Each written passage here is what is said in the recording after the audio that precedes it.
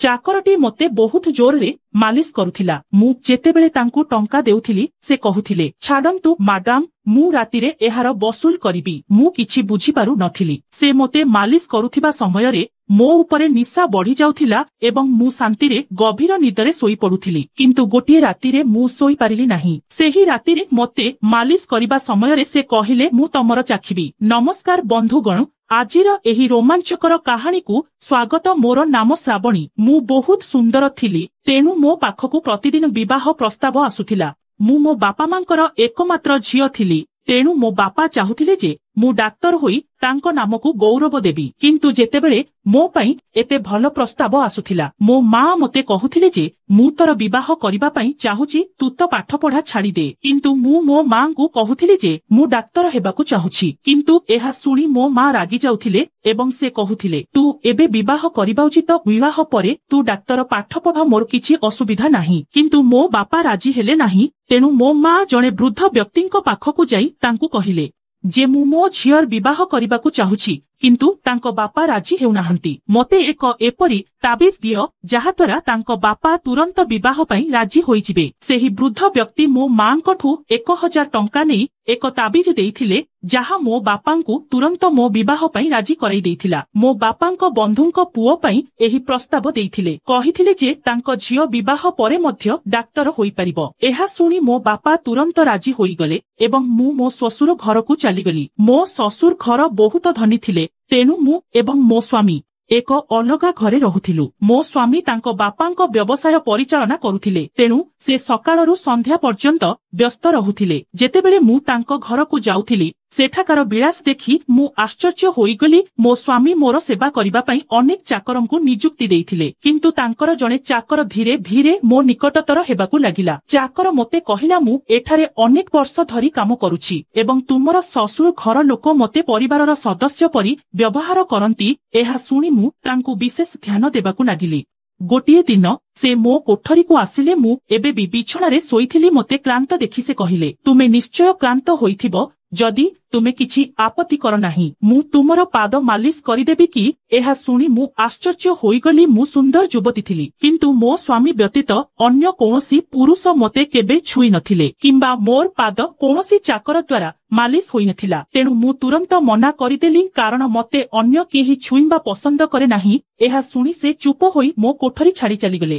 ତାପରେ ମୁଁ ଅନୁଭବ କଲି ଯେ ମୁଁ ତାଙ୍କୁ ବହୁତ କଠୋର ଭାବରେ ଉତ୍ତର ଦେଇଥିଲି। ହୁଏତ ସେ ପୂର୍ବରୁ ମୋ ଶ୍ୱଶୁର ଘରେ ଏପରି କାମ କରିଥାଇପାରନ୍ତି, କିନ୍ତୁ ମୁଁ ସିଧାସଳଖ ମନା କରି ତାଙ୍କ ହୃଦୟ ଭାଙ୍ଗି ଦେଇଥିଲି। ପ୍ରକୃତରେ ମୁଁ ବହୁତ କୋମଳ ହୃଦୟର ଥିଲି, ତେଣୁ ମୁଁ ପରେ ଏହା ପାଇଁ ଅନୁତାପ କଲି। ମୁଁ ଏହା ବିଷୟରେ ଭାବିବା ଆରମ୍ଭ କଲି, ଏହି ଚାକର ବହୁତ ନିରୀହ ଏବଂ ସରଳ। ମୁଁ ଚାହୁଁନାହିଁ ଯେ ସେ ମୋ ପାଦ ମାଲିସ କରନ୍ତୁ। ସେ ହୁଏତ ଏହା ପସନ୍ଦ ନ କରିପାରନ୍ତି। ପରଦିନ ମଧ୍ୟ ସମାନ ଘଟଣା ଘଟିଲା। ଚାକର ମୋତେ ପୁଣି ସେହି କଥା କହିଲା।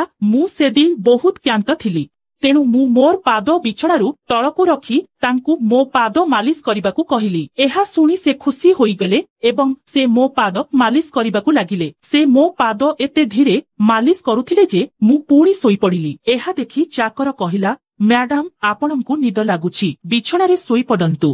ମୁଁ ଆପଣଙ୍କ ପାଦ ମାଲିସ କରିବି। ମୁଁ ଏକ ସନ୍ଧିରେ ଥିଲି, ତେଣୁ ମୁଁ ତୁରନ୍ତ ବିଛଣାରେ ଶୋଇପଡ଼ିଲି। ଚାକର ଆସି ମୋ ପାଦ ମାଲିସ କରିବାକୁ ଲାଗିଲା। ଏହା ପରେ ମୁଁ ଚେତା ହରାଇ ଶୋଇପଡ଼ିଲି। ମୁଁ କେତେ ଘଣ୍ଟା ଶୋଇଥିଲି ଜାଣିନାହିଁ। ଯେତେବେଳେ ମୁଁ ଆଖି ଖୋଲିଲି, ମୁଁ ଦେଖିଲି ଯେ ଚାକରଟି ଏବେ ବି ମୋ ପାଦ ମାଲିସ କରୁଛି। ମୋର ତାଙ୍କ ପାଇଁ ଦୟା ଆସିଲା। ମୁଁ ହାତ ବଢାଇ ମୋର ପର୍ସ ଖୋଲିଲି। କିଛି ଟଙ୍କା ବାହାର କରି ଚାକର ହାତରେ ରଖିଲି। ଏହା ଦେଖି ସେ ଲାଲ ହୋଇଗଲା। ମ୍ୟାଡାମ, ଆପଣ ମୋତେ ଟଙ୍କା ଦେଇ ମୋତେ ଲଜ୍ଜିତ କରୁଛନ୍ତି। ମୋର ଭଲ ଦରମା ଅଛି, କିନ୍ତୁ ମୋତେ ଏହି ଟଙ୍କା ଦରକାର ନାହିଁ।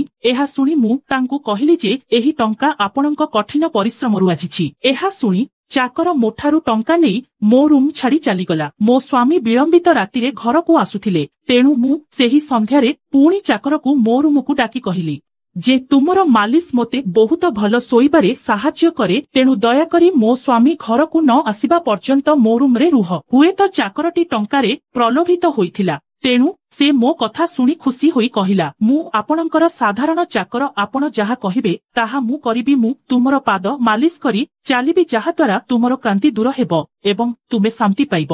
ଏହା ଶୁଣି ମୁଁ ତାକୁ କହିଲି ଯେ तुम हातरे जादू अछि सेथिपाई मोर समस्त क्लांति दूर होई जाउछि। गोटिए दिन चाकर मते कहिला जे तुमर सासु मध्य बेले बेले मोठारु मालिश कराउथिले। एहा सुनी मु आश्चर्य होईगली। मो सासु एपरि देखा जाउ नथिले, किंतु सेही चाकर मिछुआ परी मने हेउ नथिला। मु मो ससुर घर को आसी प्राय गोटिए मास होईगला। तेणु मु चाकर मानंकु परीक्षा करिथिली। से मोते प्रत्येक विषय सत्य कहुथिले। मो घरे जणे चाकराणी मध्य काम करुथिला, किंतु से मिछुआ एवं असाधु थिला। से मोठारु जाहा सुनिला से समग्र पड़ोसी रे प्रसिद्ध करि देउथिला। सेथिपाई मु ताकू मो कोठरी को आसीबाकू देउ नथिली। एही चाकर एही घरर जणे पुरुणा चाकर थिला, तेणु मु ताकू विश्वास करुथिली।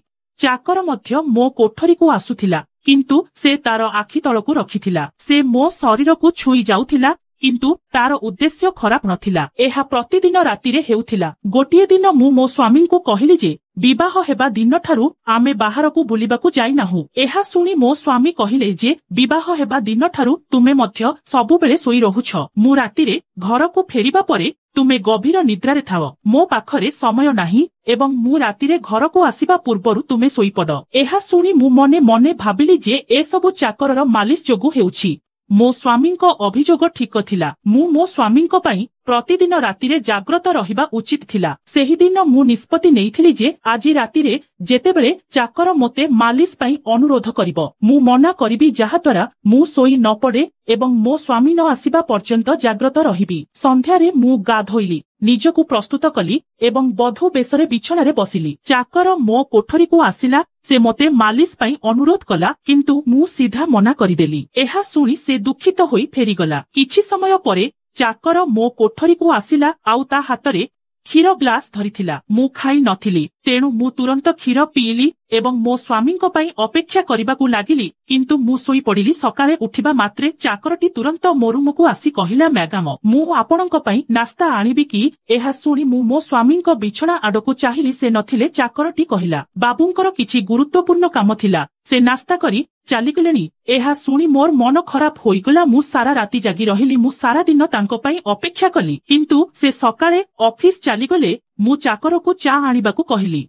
चाकरटी मो रूमरु चालिगला। मु मो शरीर को देखि आश्चर्य होईगली। मु पूर्व रातिरे विवाह पोशाक पिंधिथिली, किंतु एबे मु भिन्न पोशाक पिंधिथिली। किंतु मु एबे भी अलंकार पिंधिथिली। मोर मुंड भारी हेबाकू लागिला। पूर्व रातिरे मो सहित कोन घटिथिला, मो रूम रे किए थिला एवं से मो सहित कोन करिथिले ताहा भाबी मु मुंड घूर्णन हेला, किंतु मु किछि मने रखि पारिली नाही। मोर हृदय भयभीत हेबाकू लागिला। मोर समग्र शरीर जंत्रणा अनुभव करुथिला। तेणु चाकरटी मोते चा आनिदेला। मु तांकू मो शरीर मालिश करिबाकू कहिली। एहा सुनी से मते सोईबाकू कही मते मालिश करिबाकू लागिले। मु सेदिन बहुत समय पर्यंत बिछणारे पड़ी रहिली। मो स्वामी हठात घर को आसिले एवं जेतेबेले मु तांकू देखिली, मु तांकू गाली कली। मु सारा राति तुम पई बधू हेबार अभिनय करी जागी रहिली, किंतु तुमे आसिल नाही। एहा सुनी मो स्वामी कहिले, सेदिन रातिरे मु जेतेबेले कोठरी को आसिली, तुमे गभीर निद्रारे थिल, तेणु मु तुमकू उठाई नथिली। एहा सुनी मु आश्चर्य होईगली। किंतु किए मोर पोशाक बदलाइला एवं संपूर्ण सोईबा सत्वे मोर शरीर काहीकि जंत्रणा हेउथिला। मुद्वंदरे पड़ीगली। मो स्वामी कहिले, ठीक अछि ठीक अछि, मोर मनोभाव नष्ट करिबार कोनोसी आवश्यकता नाही। आजि रातिरे मोर कोनोसी काम पई बाहरकू जिबाकू पड़िबो, तेणु मोर आसीबारे डेरी हेबो, किंतु मु एबे 3 किबा 4 घंटा पई फ्री अछि। जदि तुमे चाहुछ आमे कोनोसी स्थानकू जाई परिबा। एहा सुनी मोर मनोभाव उज्जवल होईगला। ठीक अछि, आमे जिबा, मु प्रस्तुत होउछि। किंतु एहा सुनी चाकर कहिला,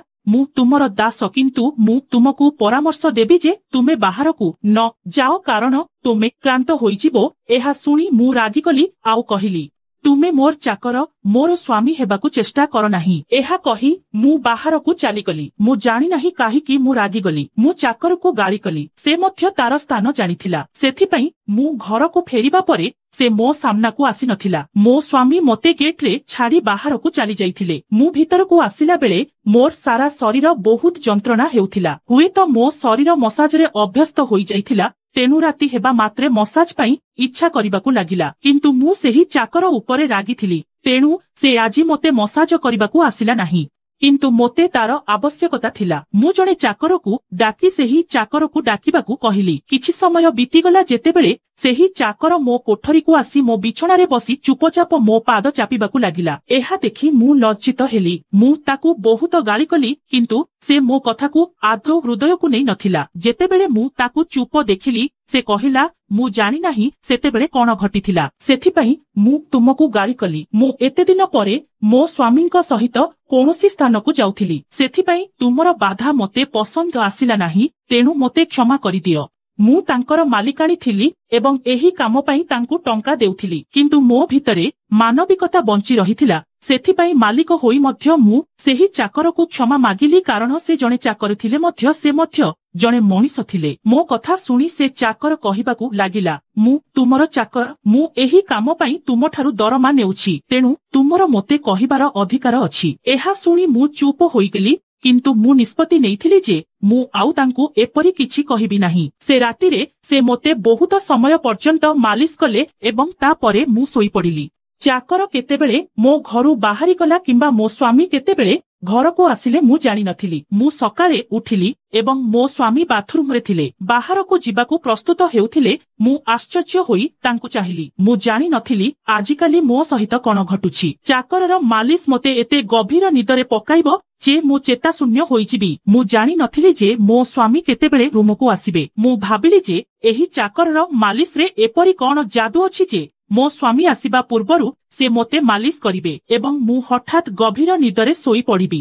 ଯେତେବେଳେ ମୁଁ ସକାଳେ ଉଠିଲି, ମୋର ମୁଣ୍ଡ ଭାରି ଲାଗୁଥିଲା ଏବଂ ମୁଁ ଚାଲିପାରୁ ନଥିଲି, କିନ୍ତୁ ମୁଁ ମୋ ସ୍ୱାମୀଙ୍କୁ ଏହା କହିନଥିଲି, କାରଣ ମୁଁ ତାଙ୍କୁ ଜଣାଇବାକୁ ଚାହୁଁ ନଥିଲି ଯେ ମୁଁ ସେହି ଚାକରଙ୍କଠାରୁ ମାଲିସ ପାଉଛି। ଗୋଟିଏ ଦିନ ମୋ ସ୍ୱାମୀ ଦିନସାରା ଘରେ ରହୁଥିଲେ। ମୁଁ ଚାକରକୁ ସମସ୍ତ ଘର କାମ କରାଇଥିଲି ଏବଂ ଚାକରକୁ ମୋ କୋଠରୀକୁ ପ୍ରବେଶ କରିବାକୁ ଦେଉନଥିଲି। ମୁଁ ସମସ୍ତ ଘର କାମ କରି ଚାଲିଥିଲି ଏବଂ ମାଲିସ ବିଷୟରେ କାହାକୁ କହିନଥିଲି। ମୁଁ ଏହି କଥା ଗୁପ୍ତ ରଖିବାକୁ ମଧ୍ୟ ଚାହୁଁଥିଲି। ଏହି ସମୟ ମଧ୍ୟରେ ଯେତେବେଳେ ମୋ ସ୍ୱାମୀ ଘରୁ ବାହାରକୁ ଯାଉଥିଲେ, ମୁଁ ଚାକରକୁ କୋଠରୀକୁ ଡାକୁଥିଲି, କିନ୍ତୁ ଗୋଟିଏ ଦିନ ମୋ ସ୍ୱାମୀ ହଠାତ୍ ଘରକୁ ଆସିଲେ ଏବଂ ମୁଁ କୋଠରୀରେ ଥିଲି। ଏହା ଦେଖି ମୁଁ ବହୁତ ଭୟଭୀତ ହୋଇଗଲି ଏବଂ ମୋ ସ୍ୱାମୀ ଆସିବା ପୂର୍ବରୁ ଚାକରକୁ ପଠାଇ ଦେବାକୁ ଭାବିଲି, କିନ୍ତୁ ଏହି ଚାକର ବହୁତ ଚତୁର ଥିଲା। ମୋ ସ୍ୱାମୀ ଆସିବା ପୂର୍ବରୁ ସେ ଅନ୍ୟ କାମରେ ବ୍ୟସ୍ତ ହୋଇଗଲା ଏବଂ ମୋ ସ୍ୱାମୀ କିଛି ଜାଣିପାରିଲେ ନାହିଁ। ମୁଁ ଘରର ଚାକରାଣୀ ମାନଙ୍କ ଦ୍ୱାରା ମାଲିସ କରାଇ ପାରିଥାନ୍ତି, କିନ୍ତୁ ସେହି ଚାକର ହାତରେ ଏପରି କଣ ଯାଦୁ ଥିଲା ଯେ ମୁଁ ତାଙ୍କୁ ପ୍ରତିଦିନ ମୋ କୋଠରୀକୁ ଡାକୁଥିଲି। ମୁଁ ଜାଣିନାହିଁ କଣ ହେଉଛି,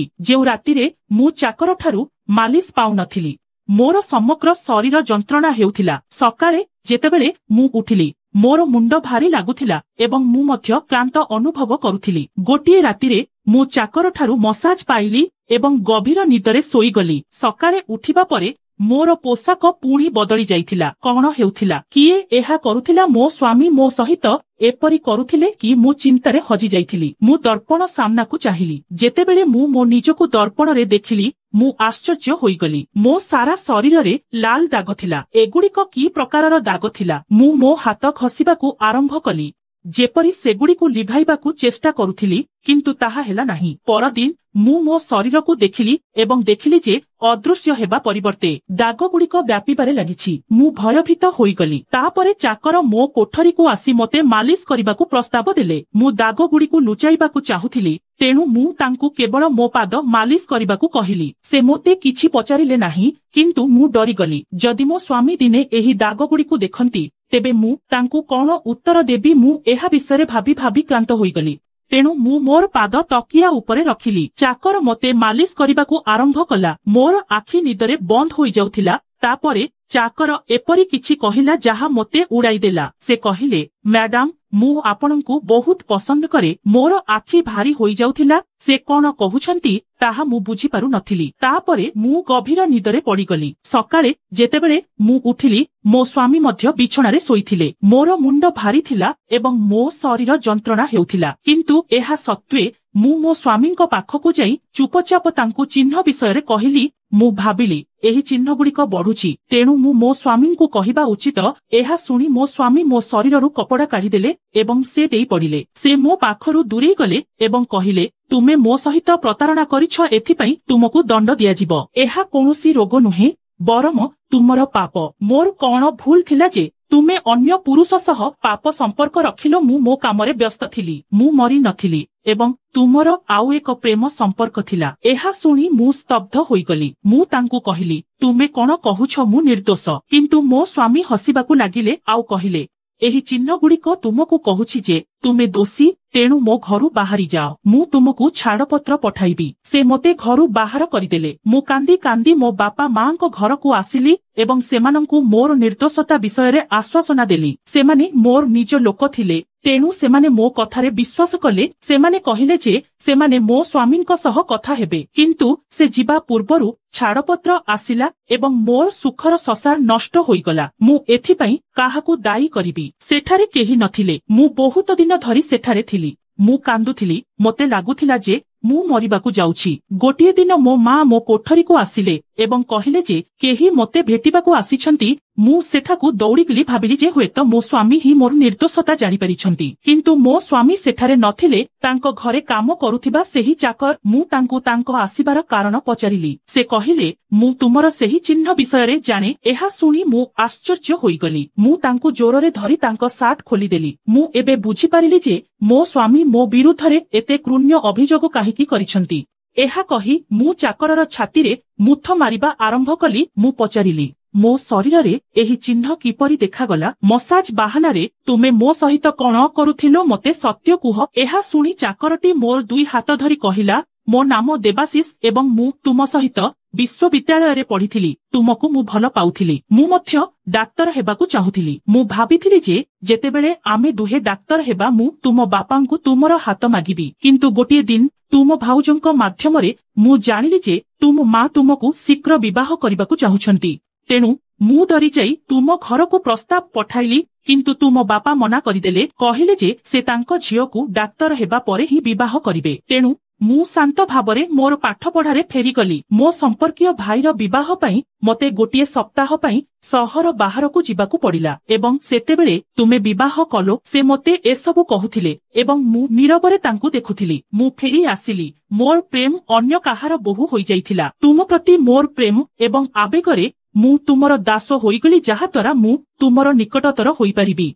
मु तुमर निकटतर हेबाकु चाहुथिली। तेणु मु एक मसाज आଳରେ तुमर कोठरीकु जाउथिली एवं रातिरे मु तुम क्षीररे एक सिडेटिभ लगाउथिली जहा द्वारा तुमे सोई पड़िबो एवं तुम स्वामी तुम पाखकु आसिबो नाही कारण तुमे मोर थिलो मु तुमको अन्य काहा पाखरे देखि परिबी नाही। एहा सुनी मु स्तब्ध होइगली। तुमे केबे मो सहित किछि भूल काम करिछ कि? से मो मुंडरे हाथ रखी कहिले मु तुमको भल पाउथिली तेणु तुमर अनुमति बिना मु तुम सहित किछि करिबाकु चाहु नथिली। एहा सुनी मु आम उभयंक शरीररे थिबा चिन्ह गुड़िकु इंगित कली। एहा सुनी से हसी कहिले मु जणे डाक्तर एवं एहा हेउछि केवल एक काल्पनिक कथा। मु एहा करिछि जहा द्वारा तुम स्वामी आम उभयंक उपरे संदेह करिवे। एहा कही से मोते क्षमा मागिले एवं तांकु पूरा 1 वर्ष दंड देबा परे मु तांकु क्षमा करिदेली एवं तापरे तांकु विवाह कली। तेणु मोर प्रिय बंधु माने एहा थिला आमर एक छोट कहानी। कमेंट करी कुहंतु जे तुमको एही कहानीटी किपरि लागिला। जदि तुमको एही कहानीटी पसंद आसिला तेबे एहाकु लाइक करंतु एवं तुमर बंधुमानंक सहित शेयर करंतु। जदि तुमे एपरी आहुरी आकर्षणीय एवं रोमांटिक कहानी सुनिबाकु चाहुछ तेबे चैनल को सब्सक्राइब करंतु एवं बेल आइकन चालू करंतु जहा द्वारा तुमे आमर समस्त कहानी प्रथमे पाई परिबो। आमे काली आपण मानक सह आउ एक नुआ कहानी सहित भेटिबु रहुछु। धन्यवाद।